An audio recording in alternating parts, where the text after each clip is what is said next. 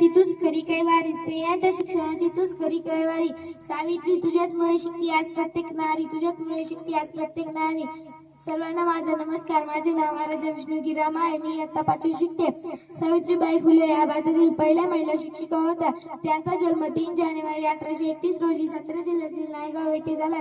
त्यांच्या वडिलांचे नाव खंडोजी नेवसे पाटील व आईचे नाव लक्ष्मीबाई हे होते. वयाच्या अवघ्या 9व्या वर्षी त्यांचा विवाह ज्योतिबा फुले यांच्यासह झाला.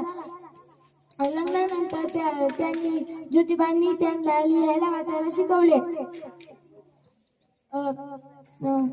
महात्मा फुले आणि सावित्रीबाई फुले यांनी इसवी सन 1848 मध्ये पुण्यातील बेडेवाड्यात इथे मुलींची पहिली शाळा काढली.